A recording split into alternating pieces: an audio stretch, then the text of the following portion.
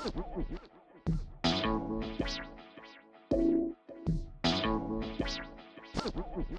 start with, I would like to ask you the first question. Can you give me the best bio of yourself? Okay, well, I have over 50 years of information security or cybersecurity experience. Most people are impressed that I started by creating the security program for mission operations at Johnson Space Center. It sounds like a lot of government gobbledygook, but for anyone who saw the movie Apollo 13, I worked for the real guy in the white vest, Mr. Gene Kranz. Mr. Failure is not an option, which was pretty exciting. In fact, while I was at the Space Center, the astronauts ended up giving me this lapel pin as a Silver Snoopy. It's the only award the astronauts give, and my lapel pin actually flew on a mission. But after that, I've created 4 other cybersecurity programs and Lifetime Achievement Award for my profession. I'm in the Hall of Fame. I'm just a certified old guy. I've just been around the block a couple times. Great. You mentioned your career spans over 50 years. So can you walk me through a little bit what you've been doing? So from your bio, I can see you started your career at NASA. Did tap onto it. Tell me more about how your journey has evolved over those 50 years. Well, it's not like I woke up and decided I was going to be a chief information security officer, because I didn't see my first computer until after I graduated from high school. When I graduated from high school, I was planning on being an Air Force pilot, astronaut, but things changed. As it turns out, the Air Force said I would not fly their planes because I wore glasses. So I switched to Army ROTC and electrical engineering, but I was really interested in computers. And at the time, they didn't have a degree in computers. At the same time, my uncle Sam, the government, sent me a note saying I was number 8 in the first draft lottery to go to Nam, to go into the Army. So I was uncertain about what I was doing in college, and I had a calling to go in the military. I went to the Air Force and said I want to get into computers. And they said, well, you enlist, and this guy in Texas, after you're in basic training, will determine if you get into computers. And I said, wait a minute. There's something wrong with that timeline. So I didn't like the fact that they would decide after I got in. So I went to the Army, and I ended up enlisting in the Army Security Agency, which is the Army's branch of the National Security Agency. And I ended up becoming an electronic warfare, electronic countermeasure systems repairman. Basically, it means I could fix just about anything electronic, from a computer to a transmitter to a receiver to a TV, you name it. If it was electronic, I could fix it. So that was a lot of fun. I spent 10 years in the Army. I got out as a sergeant first class, the rank that most people retire at after 20 years. I was only in 10 years. So I did that. I got out, and I spent about a year at NASA.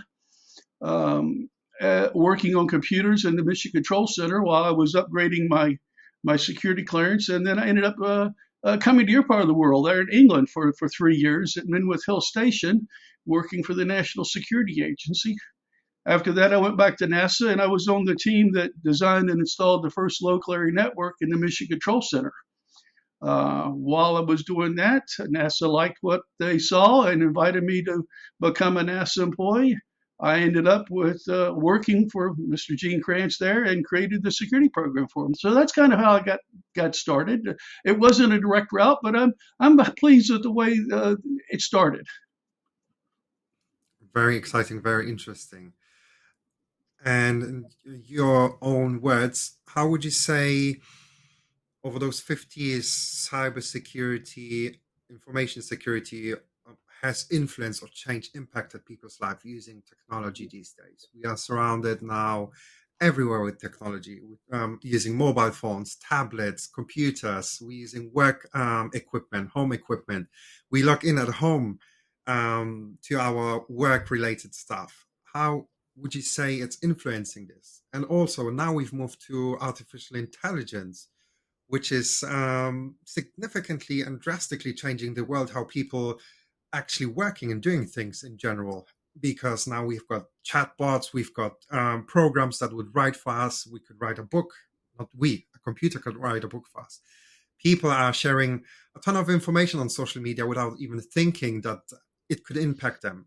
Sharing images because they could transform them into drawings or paintings, sharing the details and data.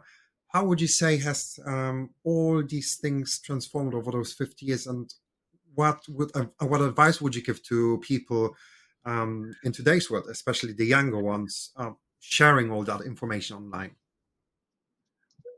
Oh my gosh. It's like you got it right there. It's changed dramatically. I was on the internet before Al Gore invented it. When I was there at the Mission Control Center, it was a mainframe. It was the computer that ran the mission operations was not even connected to the internet. It was So we've gone all the way to AI.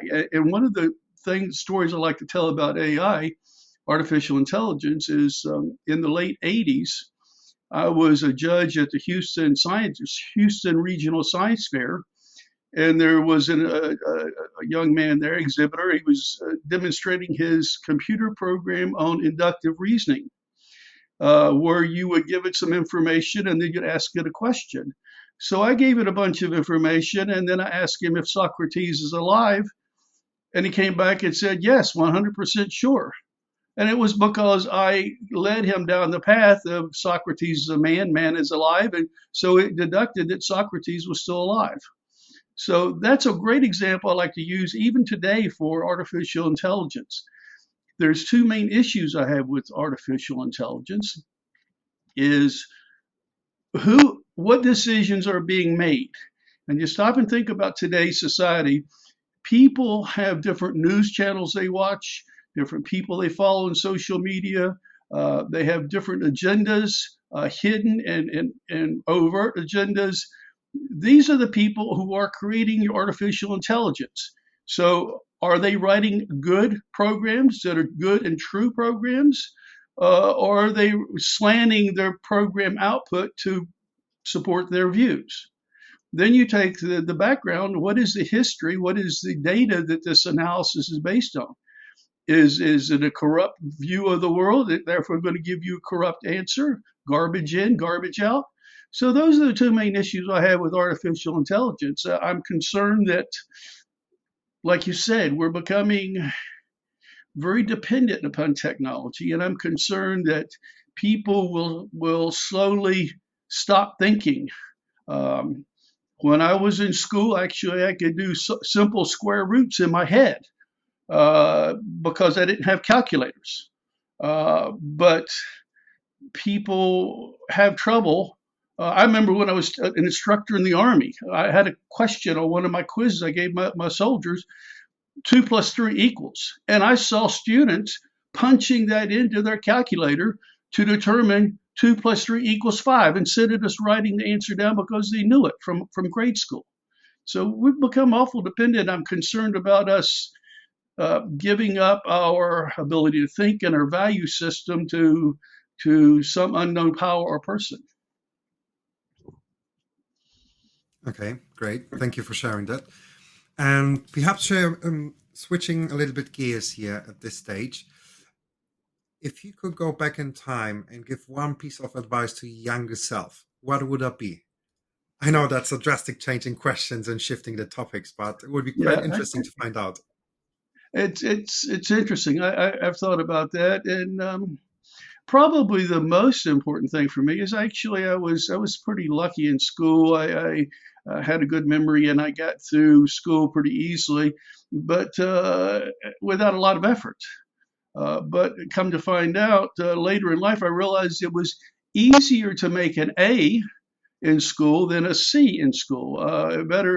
Easier to get the best grade than just marginally get by, because if I did the work up front, got rid of the hard task and remembered it and just reviewed it before the test, I would get an A. Whereas if I waited and said, okay, the night before the test, I will try to learn everything I was supposed to learn for the past 3 or 4 weeks, it didn't work. And sometimes I would fail. I would miss that. I'd have to do it over again. So it's easier if you attack the hard jobs first, it's easier to accomplish more quicker. Okay, great. And if we go back a little bit in time, even a little bit further, can you tell me a bit about where you grew up and what childhood was like for yourself? Okay, well, I grew up in the mountains of Virginia until I was about 9 years old. I was only child. At 9, I got started. My first of two sisters showed up, but both of my parents worked. I was what we called a latchkey kid. I would come home from school and I would let myself in and do my chores, and I would be expected to have my chores done by the time my parents got home. My mother, besides being a secretary, she also did all the housekeeping and cleaning and stuff. And my dad was a mechanic, and he worked very long hours, sometimes weekend, fixing large, heavy equipment.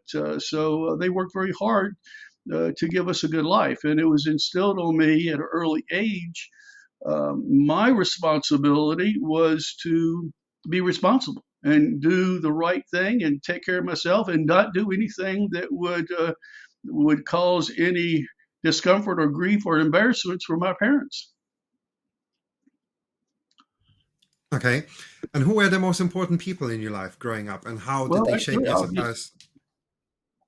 obviously my parents, and I also had an uncle who was in the Air Force and in electronics, and he was one of the driving factors for me uh, being interested in electronics. So I learned electronics from him, and with my dad, like I said, he was a mechanic, and I grew up learning a lot from him, and I kind of grew up thinking there wasn't anything he couldn't fix.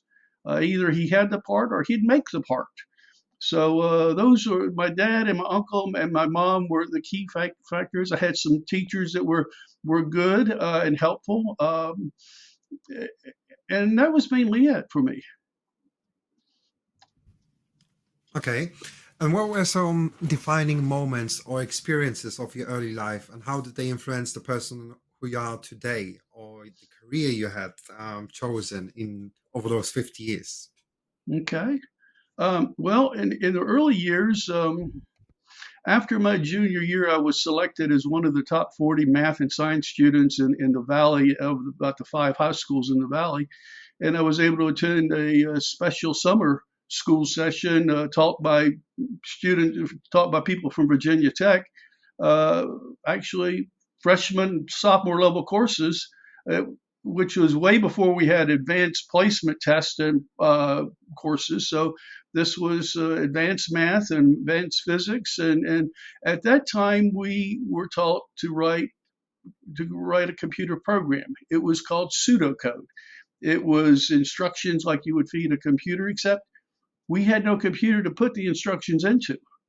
So that was pretty inspirational. And then after my senior Uh, year, I was fortunate enough to spend a 2 week class at Virginia Tech writing Fortran 4 programs. And I would write my program, I would punch it out on these little cards, and I would take them to the computer room.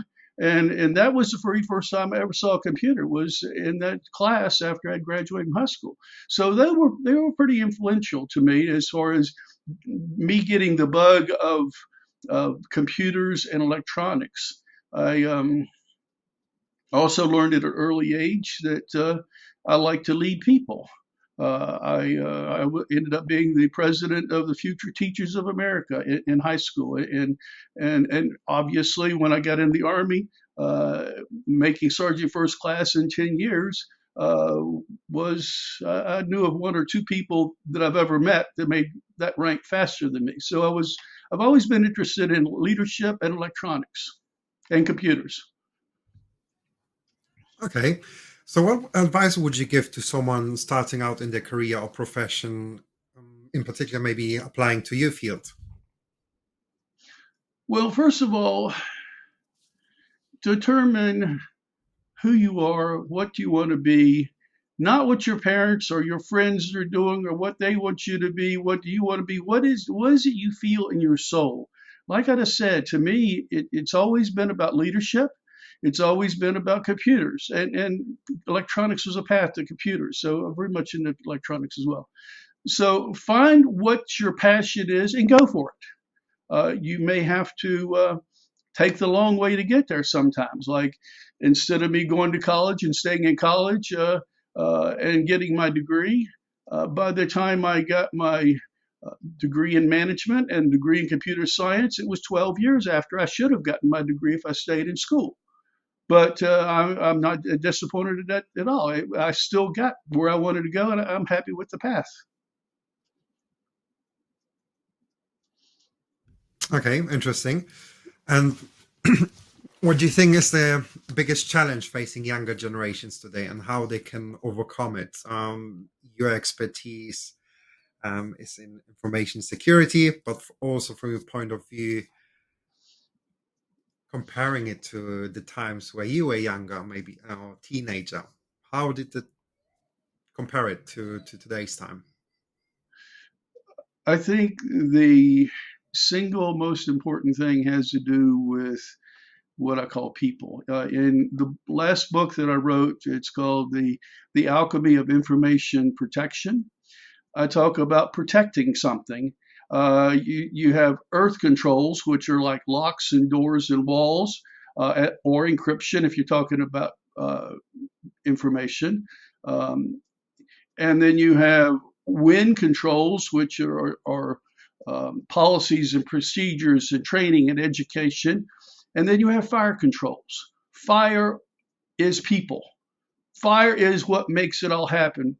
People write the bad code that can be exploited by hackers, or it can be used, the computers can be misused by people, can be used properly by people. People are what it's all about. I emphasize this as from growing up. Everything was, like I said, I didn't see a computer until I graduated in high school. So people was everything. I went through the Army doing very technical stuff. I've actually built my own computer, uh, chip by chip, wiring them together. Uh, so it sounds, I should have be talking about technology, but I've learned through the transition, in the end, it's all about people. Even today, when I talk to CEOs about their security programs, they're looking for what tools can I put in place to protect my company, but it's not the tools. It's the people who determines what the value of your data is. Is the data in the right place? What tools do you need? How to configure those tools? How to identify threats by bad actors, internal and external. What to do about it. So all this people stuff is really what makes life happen. So I can't emphasize enough to the people of today that are especially tied to their cell phones or are gaming all night long.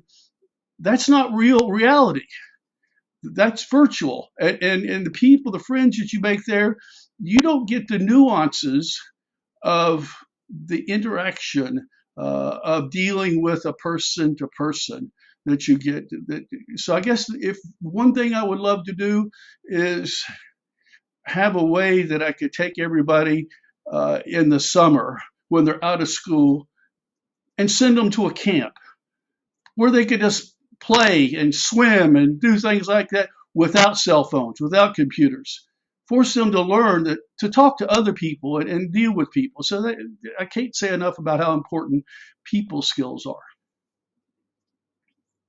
Yeah, and unfortunately, we're living in a time where we getting pulled even further from those personal interactions with people because we are sitting in front of screens, as you said, mobile phones, tablets, computers, and we interact with people online. On one side, it's very powerful as we can connect with the entire world. On the other side, as you said, people are less active.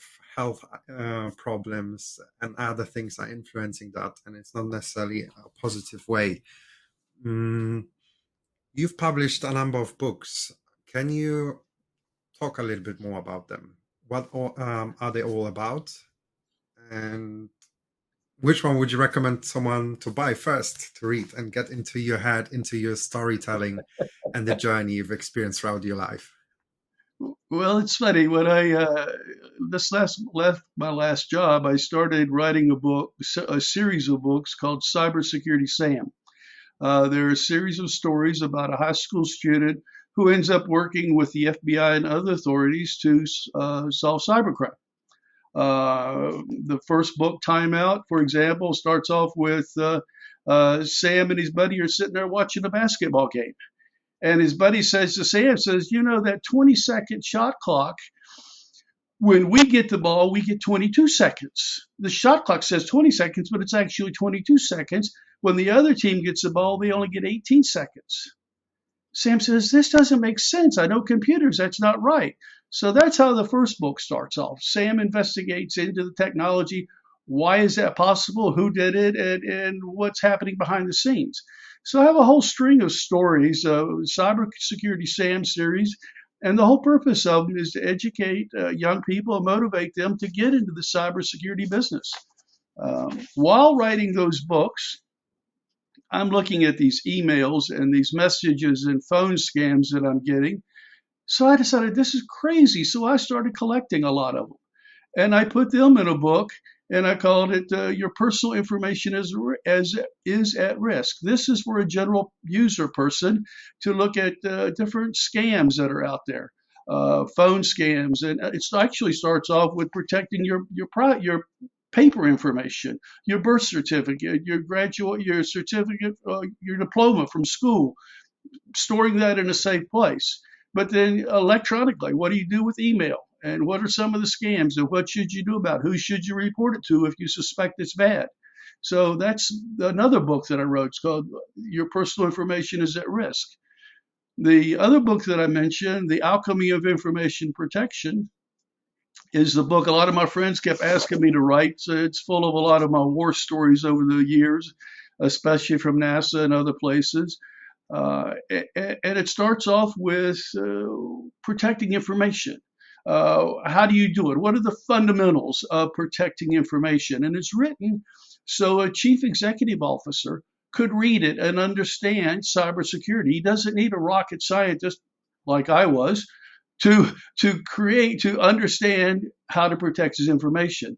And the second half of the book is how he or someone working for him could create a program, a method, a four-step process for creating a cybersecurity program specifically for their business.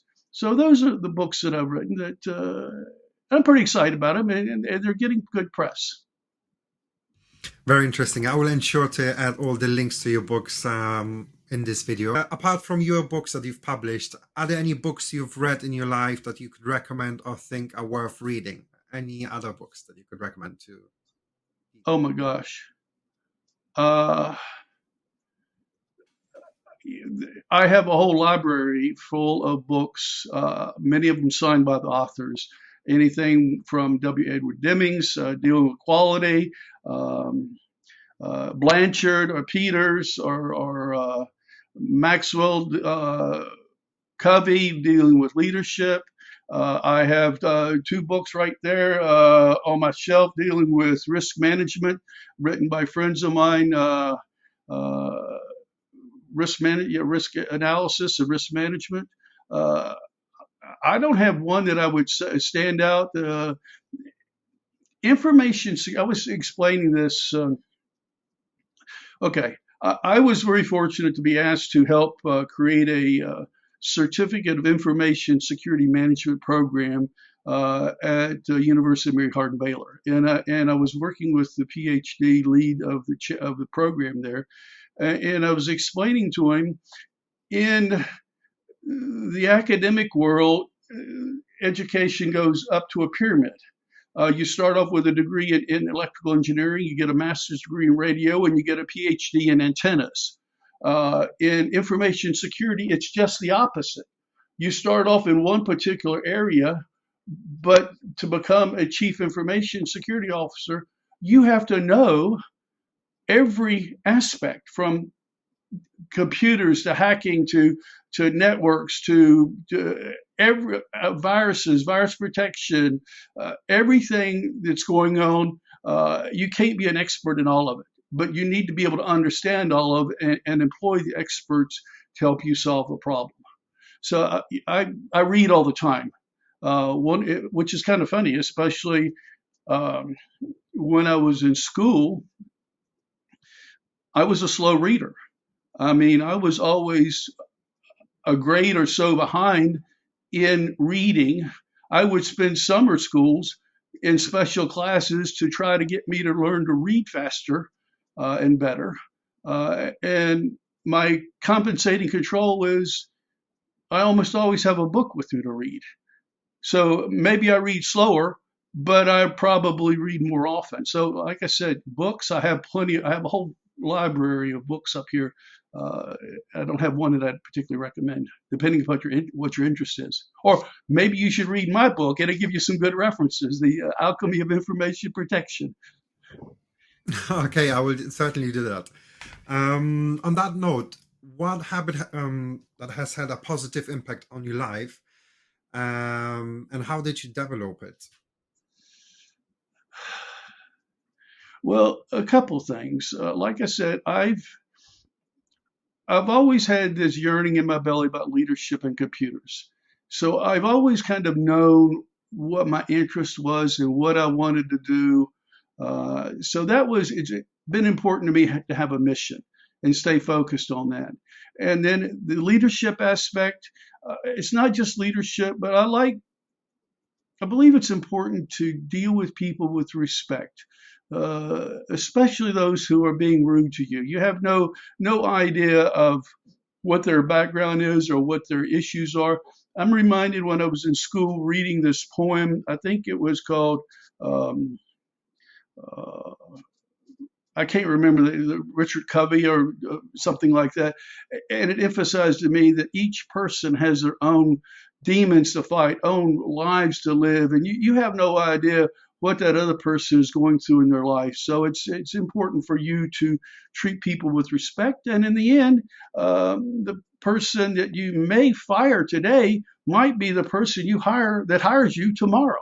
So it's important to be respectful with people. So, in short, not to burn any bridges, because you might Right. face that person again in life, and you never know where it leads you. That's right. Interesting. And how have you coped with difficult times in your life? And what advice would you give to someone going through a tough time, especially the younger people? Is there anything you could share with us? Oh my gosh. First, Socrates, know thyself, believe in thyself, trust in yourself, know who you are, and stick with it. I don't care what the gangs or parents or anybody else says. Know who you are and stick to yourself and stick to your own integrity.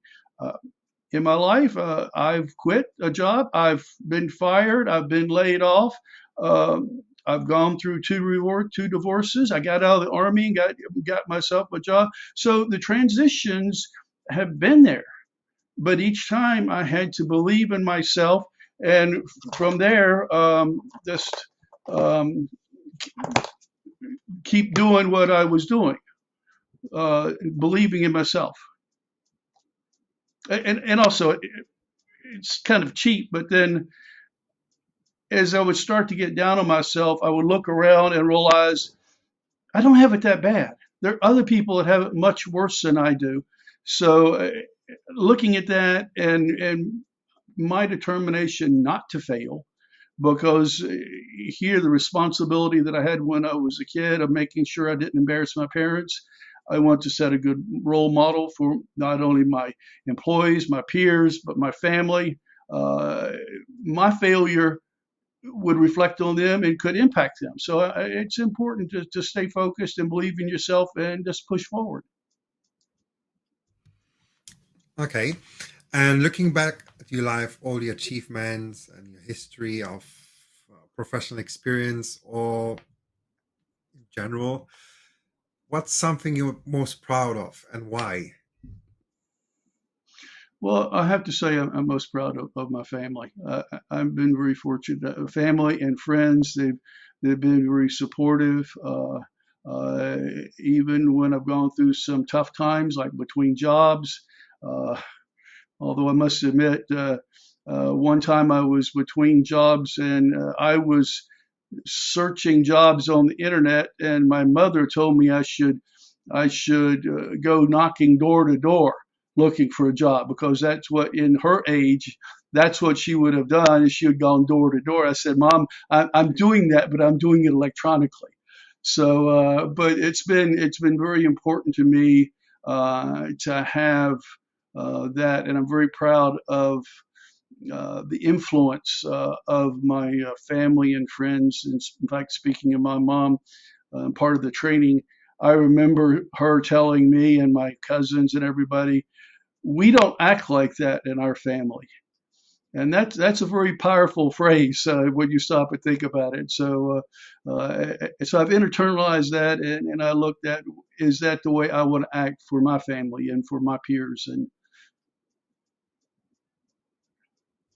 Okay. And is there anything that you're excited about for the future, whether it's for yourself or the world as a whole?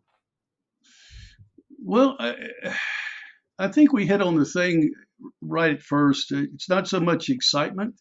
Actually, it's more concern, like I said, with the depersonalization of people, and how people are being rude to each other, and in hooking up into cliques to, I'm better than you are, and it's evil how we're treating each other these days, and we're just stressing it out even more with social media and tools. So you add that, and the evil influence there, and you add artificial intelligence to it. I'm just concerned that we're not coming together. We're not being focused on how we can collectively make our lives better.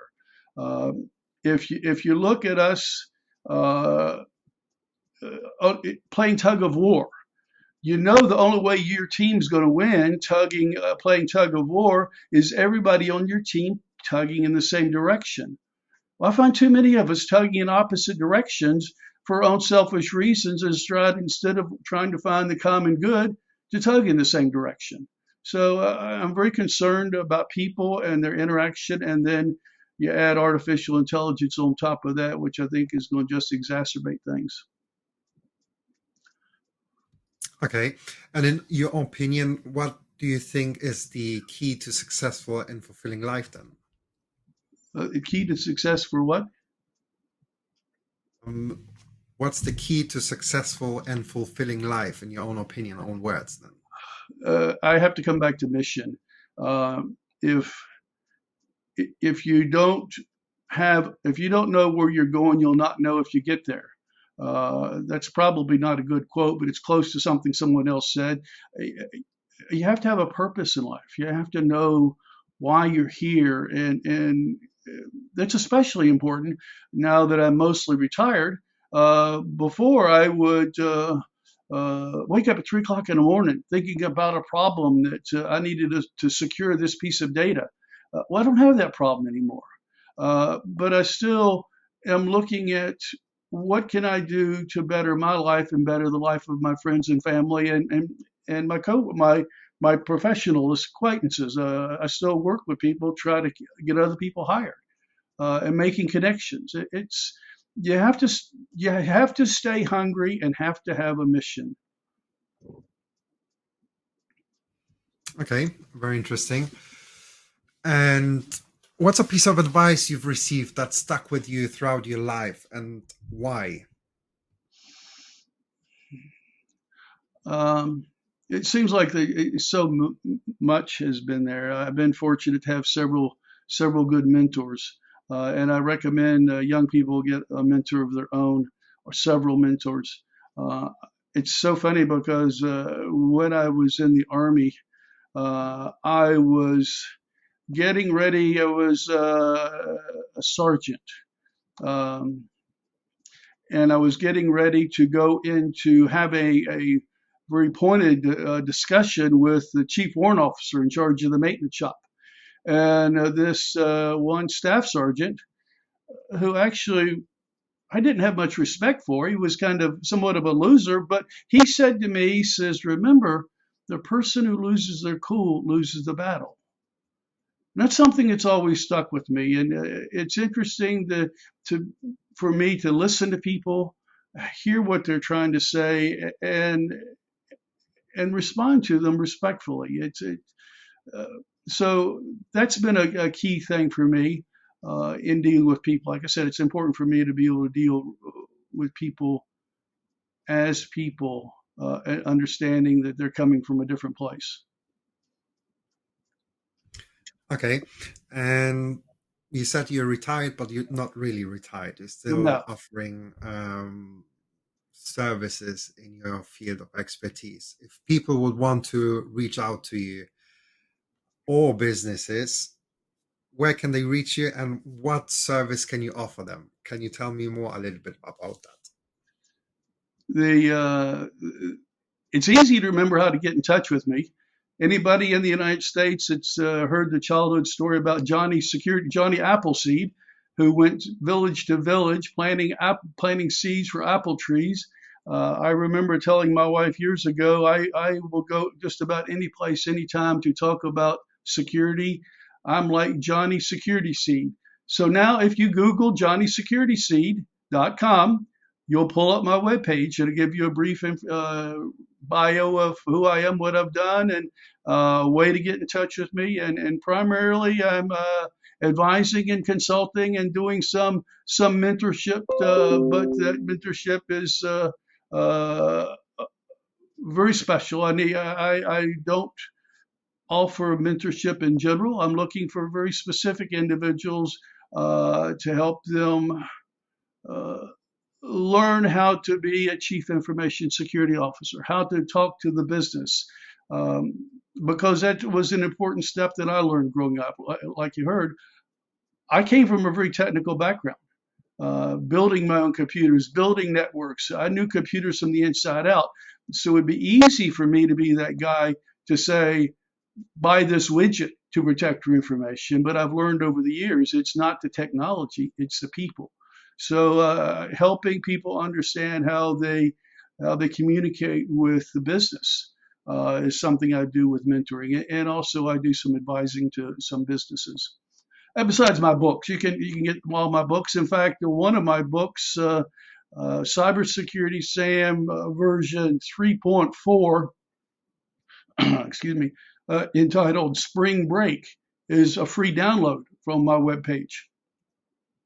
And in fact, if you go to my webpage, it will explain how you can go to my publisher and get all my ebooks or print books 10% off if you go straight from my publisher.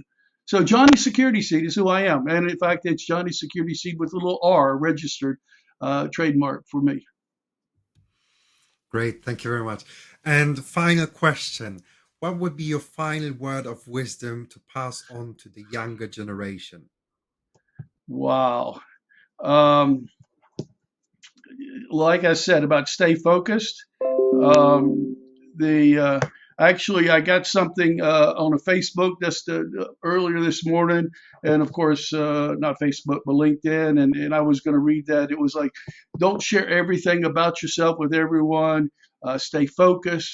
Know who you are. Know your mission. Be yourself, and it might take you an extra 10 or 20 years to get where you want to be, uh, but keep going. And in fact, I mean that because I don't think I've accomplished probably the most significant thing I'm going to accomplish in this life yet. Yet I know that I've accomplished some things that other people haven't. But so be humble, stay focused. Okay, thank you very much. I really appreciate for taking the time and talk to me today. I hope we get to speak again. And it was a very interesting journey. Thank you very much, Rich. Well, thank you. I enjoyed it.